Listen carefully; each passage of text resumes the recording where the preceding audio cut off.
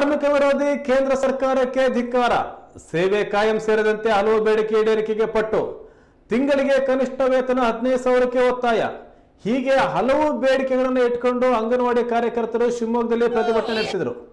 ಅಂಗನವಾಡಿ ನೌಕರರನ್ನ ಕಾಯಂ ನೌಕರರನ್ನಾಗಿ ಸರ್ಕಾರ ಆದೇಶ ಹೊರಡಿಸಲಿ. 2018ರಿಂದ ನಮಗೆ ಗೌರವಧನ ಹೆಚ್ಚಳ ಆಗಿಲ್ಲ. ನಮ್ಮ ನೌಕರೇ ಕಾಯಂಗೊಳಿಸಿ.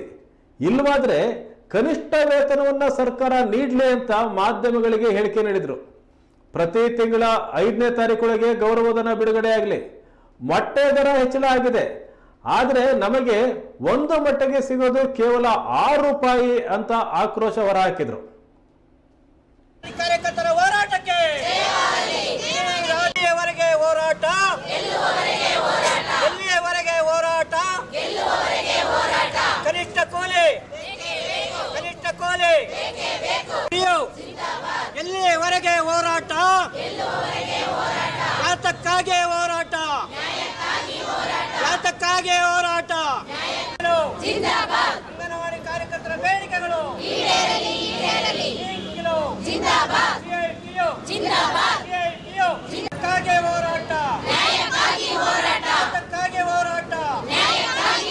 ಇವತ್ತು ಏನಕ್ಕೆ ಹೋರಾಟ ಮಾಡ್ತಿದ್ದೀವಿ ಅಂದರೆ, ಇಡೀ ರಾಜ್ಯಾದ್ಯಂತ ಅಂಗನವಾಡಿ ನೌಕರೆಲ್ಲರೂ ಈ ದಿನ ಹೋರಾಟ ಮಾಡ್ತಿದ್ದೀವಿ. ಕಾರಣ ಏನಂದರೆ, ಗುಜರಾತ್ ಹೈಕೋರ್ಟು ಅಂಗನವಾಡಿ ನೌಕರನ್ನು ಕಾಯಂಗೊಳಿಸಬೇಕೆಂದು ಒಂದು ಆದೇಶ ಹೊರಡಿಸಿದೆ. ಹಾಗಾಗಿ ಪ್ರತಿಯೊಬ್ಬ ಅಂಗನವಾಡಿ ನೌಕರನ್ನು, ನಮ್ಮ ರಾಜ್ಯಾದ್ಯಂತ ಅಂಗನವಾಡಿ ನೌಕರನ್ನು ಕಾಯಂಗೊಳಿಸಬೇಕು ಅಂತ ಈ ಒಂದು ಹೋರಾಟದಲ್ಲಿ ಭಾಗವಹಿಸಿದ್ದೇವೆ. ಮತ್ತು ನಮಗೆ ಈಗ 2018ರಿಂದ ಗೌರವಧನ 1 ರೂಪಾಯಿ ಕೂಡ ಹೆಚ್ಚಳವಾಗಿಲ್ಲ. ಶೀಘ್ರವೇ ಸರ್ಕಾರ ನಮಗೆ ಅಂಗನವಾಡಿ ನೌಕರರಿಗೆ 26,000 ಗೌರವಧನ ಹೆಚ್ಚಿಸಬೇಕು ಅಂತ ಈ ಸಂದರ್ಭದಲ್ಲಿ ಕೇಳ್ತೀನಿ. ಮತ್ತು ಅದೇ ರೀತಿಯಾಗಿ ಗ್ರ್ಯಾಚ್ಯುಟಿ ಹಣ 2023ರಿಂದ ಅಂಗನವಾಡಿ ನೌಕರರಿಗೆ ಗ್ರ್ಯಾಚ್ಯುಟಿ ಹಣವನ್ನು ಬಿಡುಗಡೆ ಮಾಡ್ತೀನಿ ಅಂತ ಸರ್ಕಾರ ಆದೇಶ ಹೊರಡಿಸಿತ್ತು. ಇದುವರೆಗೂ ಕೂಡ ಗ್ರ್ಯಾಚ್ಯುಟಿ ಹಣವನ್ನು ಬಿಡುಗಡೆ ಮಾಡಿಲ್ಲ. ಈ ಕೂಡಲೇ ಸರ್ಕಾರ ಪ್ರತಿಯೊಬ್ಬ ಅಂಗನವಾಡಿ ನೌಕರರಿಗೆ, ರಿಟೈರ್ಡ್ ಆದವರಿಗೆ ಬರೀ ಕೈಯಲ್ಲಿ ಮನೆ ಹೋಗ್ತಾ ಇದ್ದಾರೆ, ಅವರಿಗೆ ಗ್ರ್ಯಾಚ್ಯುಟಿ ಹಣವನ್ನು ಬಿಡುಗಡೆ ಮಾಡಿ ದಯವಿಟ್ಟು ಕೊಡಬೇಕು ಅಂತ ಸರ್ಕಾರದಲ್ಲಿ ಈ ಸಂದರ್ಭದಲ್ಲಿ ಕೇಳ್ಕೊಳ್ತೀವಿ. ಮತ್ತು ಪ್ರತಿ ಅಂಗನವಾಡಿ ನೌಕರರಿಗೆ 9:30ರಿಂದ 4 ಗಂಟೆವರೆಗೆ ಸಮಯದವರೆಗೆ ಕೆಲಸ ಮಾಡ್ತಿದ್ದೇವೆ. ಈಗ ನಮ್ಮ ಇಲಾಖೆ ಬಂದು ICDS ಇಲಾಖೆ ಬಂದು 50 ವರ್ಷಗಳಾಯಿತು. 50 ವರ್ಷಗಳಾದರೂ ಕೂಡ ನಮಗೆ ಬರುವಂಥ ಗೌರವಧನ ಕಾರ್ಯಕರ್ತರಿಗೆ 10,000 ರೂಪಾಯಿ, ಸಹಾಯಕಿಯರಿಗೆ 5,000 ರೂಪಾಯಿ. ಈಗಿನ ಬೆಲೆ ಏರಿಕೆ ತಕ್ಕಂಗೆ 10,000 ರೂಪಾಯಿದಿಂದ ನಾವು ಜೀವನ ನಡೆಸೋದು ತುಂಬ ಕಷ್ಟಕರವಾಗಿದೆ. ಹಾಗಾಗಿ ಸರ್ಕಾರಕ್ಕೆ ನಾವು ಕೇಳಿಕೊಳ್ಳೋದರೆಂದರೆ, ಅಂಗನವಾಡಿ ನೌಕರನ್ನು ಕಾಯಂಗೊಳಿಸುವವರೆಗೆ ನಮಗೆ 26,000 ರು ಅಂಗನವಾಡಿ ನೌಕರರಿಗೆ ಕನಿಷ್ಠ ವೇತನ ಜಾರಿಗೆ ಮಾಡಲಿ ಅಂತಂದೇಳಿ ಈ ಸಂದರ್ಭದಲ್ಲಿ ಹೇಳ್ತೀವಿ. ಮತ್ತು ಏನೇ ಗೌರವಧನ ಕೊಡಬೇಕಾದ್ರೂ ಕೂಡ 6 ತಿಂಗಳು 3 ತಿಂಗಳಾದರೂ ಗೌರವಧನ ನಮಗೆ ಸಿಗ್ತಾ ಇಲ್ಲ. ಪ್ರತಿ ತಿಂಗಳು 5ನೇ ತಾರೀಕಿನೊಳಗೆ ನಮ್ಮ ಗೌರವಧನ ಬಿಡುಗಡೆ ಮಾಡಬೇಕು ಅಂತ ಈ ಸಂದರ್ಭದಲ್ಲಿ ಕೇಳ್ತೀವಿ. ಮೊಟ್ಟೆ ಹಣ 3 ತಿಂಗಳು 6 ತಿಂಗಳಾದರೂ ಕೂಡ ಮೊಟ್ಟೆ ಹಣ ಬಿಡುಗಡೆ ಮಾಡಿಲ್ಲ. ಹಾಗಾಗಿ ನಾವು 6 ತಿಂಗಳ ಗಂಟಲೆ ಮೊಟ್ಟೆ ಹಣ ಬಂದಿದ್ದರೆ ಹೇಗೆ ನಾವು ಫಲಾನುಭವಿಗಳು ಮುಟ್ಸ್ಲಿಕ್ಕೆ ಸಾಧ್ಯ? ಪ್ರತಿಯೊಂದು ಇಲಾಖೆಗೂ ಕೂಡ ಇದು ಭಾಳ ಕಷ್ಟಕರವಾಗಿದೆ, ಪ್ರತಿಯೊಂದು ಅಂಗನವಾಡಿಗಳಲ್ಲಿ ಕೂಡ. ಹಾಗಾಗಿ ಮೊಟ್ಟೆ ಹಣವನ್ನು ಮುಂಗಡವಾಗಿಯೇ ನಮಗೆ ಕೊಡಬೇಕು ಅಂತ ಸಂದರ್ಭದಲ್ಲಿ ಕೇಳ್ತೀವಿ. ಅದೇ ರೀತಿಯಾಗಿ ಮೊಟ್ಟೆ ಹಣ ಇವಾಗ 7 ರೂಪಾಯಿ 8 ರೂಪಾಯಿ ಆಗಿದೆ. ನಮಗೆ ಸರ್ಕಾರ ಕೊಡುವಂಥದ್ದು 6 ರೂಪಾಯಿ.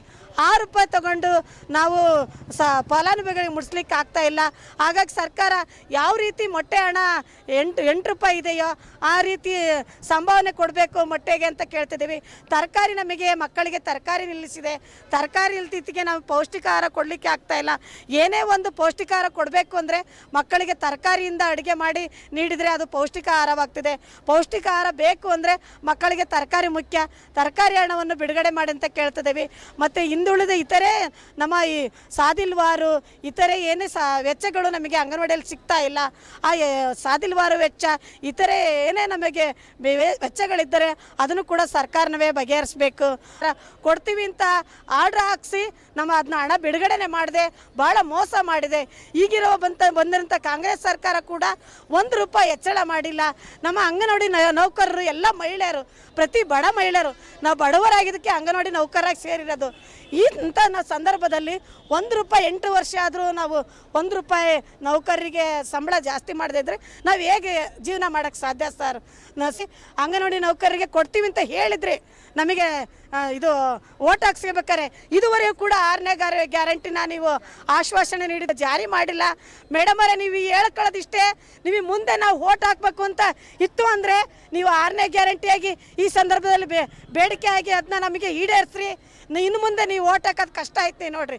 ನಮ್ಮಲ್ಲಿ ನೀವು ಮಂತ್ರಿ ಆಗಿದ್ದೀರಿ ಅಂದರೆ ನಮ್ಮ ಅಂಗನವಾಡಿ ನೌಕರರ ಹೋರಾಟ ನಿಮಗೆ ಬೆಂಬಲ ನೀಡಿದ್ದಕ್ಕೆ ನೀವು ಈ ಒಂದು ಸನ್ನಿವೇಶದಲ್ಲಿ ಮಂತ್ರಿಗಳಾಗಿದ್ದೀರಿ.